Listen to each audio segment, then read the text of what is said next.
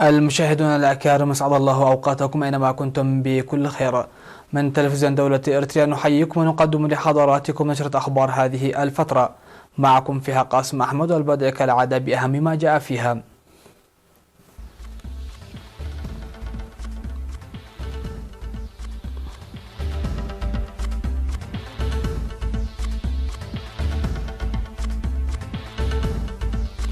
استعدادات المرافق الخدمية لزوار احتفال فنقل.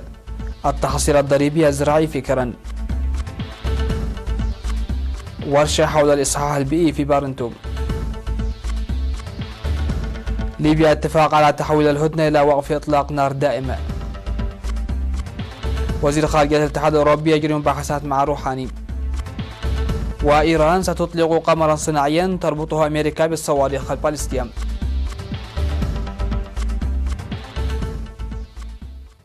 أهلا بكم إلى تفاصيل النشرة. أكد أصحاب المرافق الخدمية في مدينة مصوع إكمال الاستعدادات لضيافة زوار احتفالات ذكرى الثلاثين لعملية فنقل، وأوضحوا بأن احتفال هذا العام يعتبر استثنائيا مع مناخ السلام، ولهذا يدعون في الاعتبار ازدياد الزوار. وذكر أصحاب المرافق الخدمية أن عملية فنقل أكدت نهاية المستعمر وفتحت باب الحرية، وهي عيد وطني ستحيا ذكراها أبدا، وأن عهدنا في الاحتفال الذي يشارك فيه سنويا الآلاف من الداخل والمهجر تنفيذ أمانة الشهداء. وأفاد مسؤول قسم السياحة في إقليم شمال البحر الأحمر السيد موغوس أسكادوم إن الأقليم عامة ومدينة مصوع خاصة تضم مواقع ثرية جاذبة وشواطئ وجزر نقية، وأن احتفال فنقل يدعم السياحة. وأشار إلى جانب العمل الجاري للاستضافة الجيدة للزوار وتوسيع السياحة، يجب ترك انطباع خاص على زوار احتفال فنقل هذا، وسيحتفل بالذكرى الثلاثين لعملية فنقل التاريخية من 7 حتى 9 من فبراير تحت شعار فنقل للتنمية.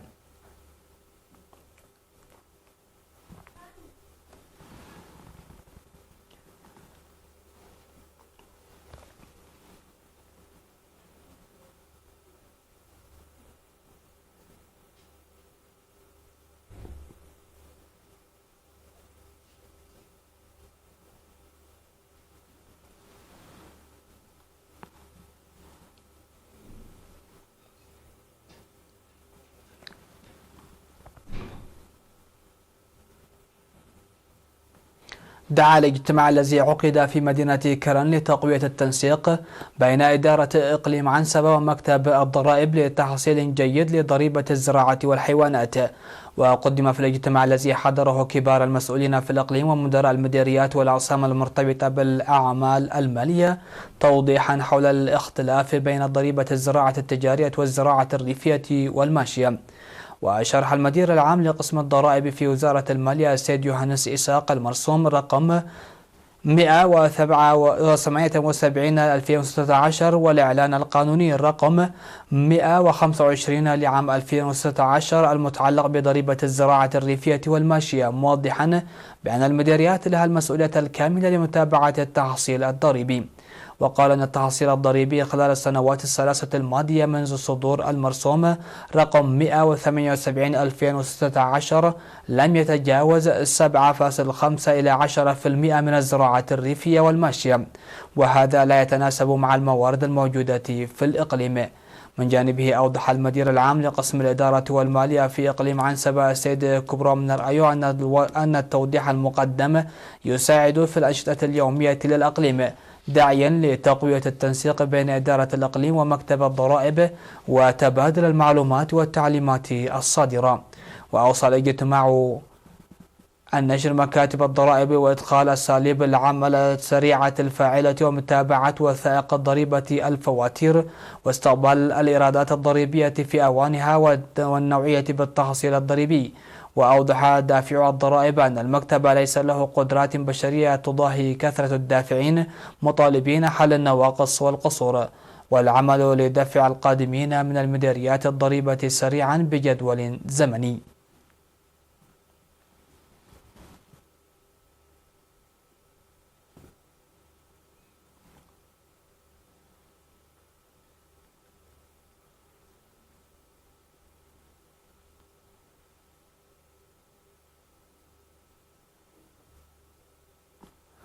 أفادت إدارة التدريس في مدرسة وارساي كالو بسوا أن الدروس الإضافية المقدمة للطلاب إلى جانب التعليم المنتظم تعمل لسد الفجوة بين الطلاب ورفع المعنويات والكفاءة.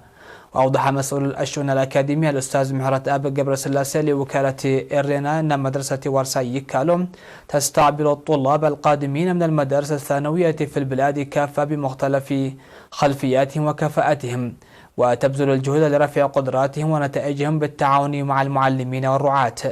وقال أن الدراسة الإضافية تدفع لاكتساب الثقة وبذل الجهد التعليمي وتعمل لتضييق الهوة بين الطلاب.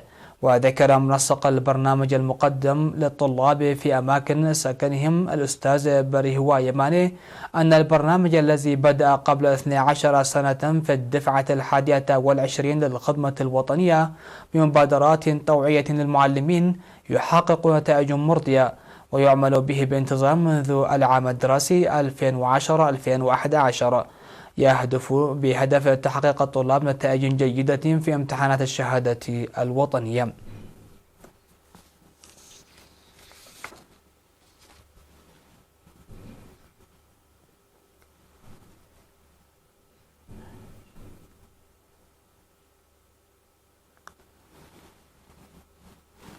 نظم في الأول من فبراير الجاري في مدينة بارنتو لقاء شارك فيه ممثلي 14 ضاحية ومعلمين وعيان لمناقشة تعازيز أنشطة الإصحاح البيئي الأهلي.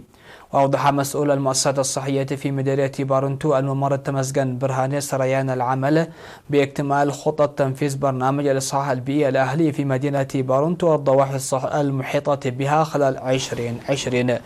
وقال فيما يتعلق بالتطور المحقق في صحة البيئة إنه تجري برنامج الإصحاح البيئي في 44 منطقة من أصل 48 منطقة في المديرية، فيما تم تنفيذه في 15 منطقة بالكامل. وقدمت دعوة ل33 منطقة لإنجاز المهمة في وقت وجيز. وذكر مدير الضواحي بأن البرنامج يجري جيدا، مناشدين لتقديم الدعم للضواحي الواقعة في مناطق منفردة لحل بعض الإشكاليات المعرقلة لنجاح المهمة. وفي الكلمة التي ألقاها مدير المديرية السيد أوريليو جاكامينو دعا الأسر للعب دورها المناط، مناشدا لمساعدة المحتاجين وكبار السن.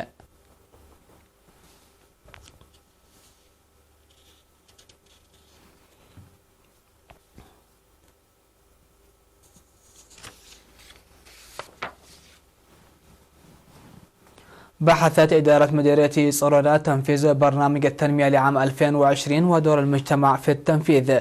وأوضح مدير المديرية السيد إيوب تسفى ميكائيل في الاجتماع الذي شارك فيه ممثلو السكان والجهات المختصة أن الأولوية ستمنح هذه السنة لحماية التربة وحفظ المياه وبناء السد ب8 قرى ضاحية لوغوس هردا وإكمال بناء قاعة الإدارة وإصحاح البيئة.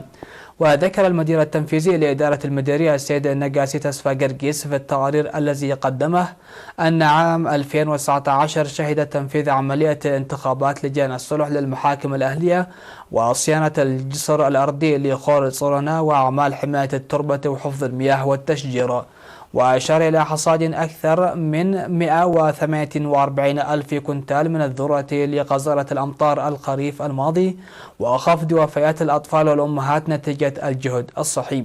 ودعا المجتمعون لتسريع عمليات توزيع قطع الأراضي السكنية وبناء غرف انتظار الحوامل والعناية بشتول الأشجار وحراستها.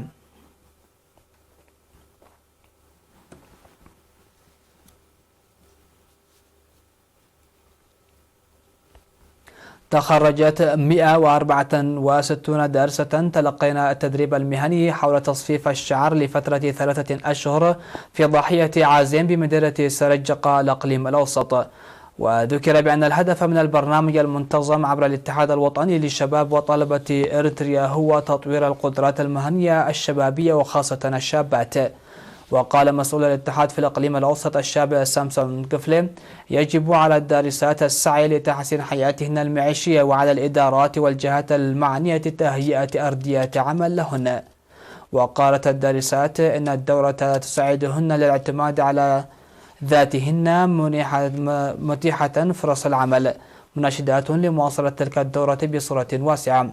في الختام ناشد مدير مديرية سرجاء السيد كفل مريم قبر مسقل ضمان استمرار مثل هذه الدورات بعد تقييم أهميتها لما تلعبه من دور كبير في تطوير الدارسيات والمجتمع عامة.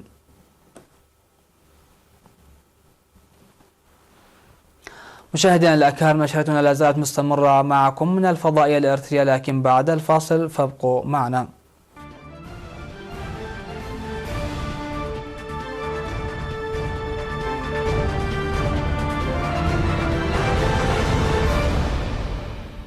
أهلا بكم. وافق مسؤولو أطراف النزاع في ليبيا المجتمعون في جنيف على مبدأ تحويل الهدنة إلى وقف دائم لإطلاق النار وفق ما أعلنه موفد الأمم المتحدة إلى ليبيا. وكشف المبعوث الدولي إلى ليبيا غسان سلام إمكانية عقد محادثات في مدينة جنيف السويسرية خلال الأيام القليلة المقبلة، وذلك بشأن الشق السياسي في ليبيا. وقال إنه قد تعقد بعد أسبوعين محادثات في جنيف بشأن الشق السياسي في ليبيا، مبرزا أن محادثات جنيف الحالية تهتم بالمسائل الأمنية والعسكرية وتحديدا وقف إطلاق النار. في المقابل شدد سلام على ضرورة وقف إرسال المرتزقة إلى ليبيا. اتخذنا موقفا صارما بشأن وقف التدخل الأجنبي في النزاع الليبي. وتابع: لم يحترم حظر الأسلحة الذي فرض في مؤتمر برلين، كما لم تحترم القرارات التي اتخذت في برلين من قبل طرفي النزاع في ليبيا.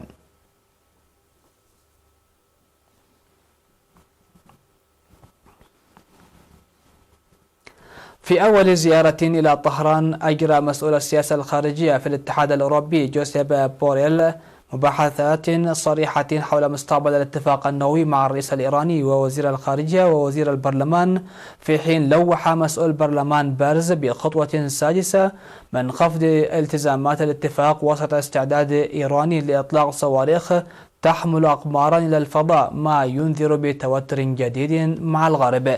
وافادت وكالة إسنا الحكومية بأن مباحثات بوريل وظريف تطرقت إلى الأوضاع في منطقة الخليج العربي وضرورة خفض التصعيد الإقليمي وصفقة القرن وتبعاتها والاتفاق النووي وآلية الدفع التجارية البديلة عن الدولار والتطورات في العراق وسوريا واليمن. من جهته قال الرئيس حسن روحاني لدى استقباله بوريل إن بلاده عملت بالتزاماتها بشكل كامل، متقدما منتقدا عدم تنفيذ الالتزامات بشكل كامل من جانب الدول الأوروبية.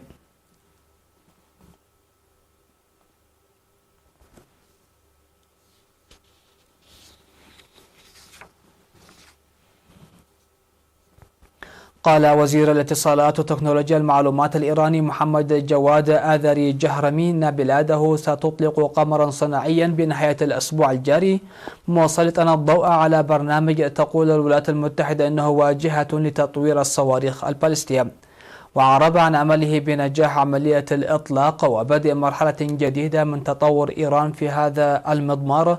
ويتولى قمر الظفر الصناعي 3 مهام، هي تصوير وتخزين المعلومات وإرسالها وقياس الإشعاعات الفضائية على مدى 3 أعوام، وصنع وفق نموذجين هما ظفر 1 وظفر 2 على يد المختصين والخبراء في جامعة إيران للعلوم والتكنولوجيا بطهران.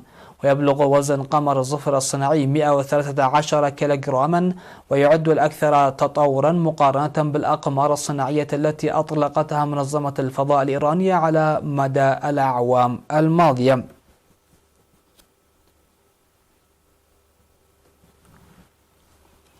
تحت شعار هذا أنا وهذا ما سأفعل، يتحدى العالم اليوم الثلاثاء لإحياء اليوم العالمي للسرطان الذي حددته منظمة الصحة العالمية للاحتفال به في 4 فبراير كل عام، حيث يعد فرصة لنشر التوعية حول مرض السرطان وحشد دعم الحكومات ومنظمات المجتمع المدني والأفراد والمجتمع الدولي لإنهاء الإجحاف الناجم عن المعاناة من هذا المرض. ووفقا لمنظمة الصحة العالمية سوف يتم إطلاق الحملة هذا العام ولمدة 3 سنوات بهدف تمكين الجميع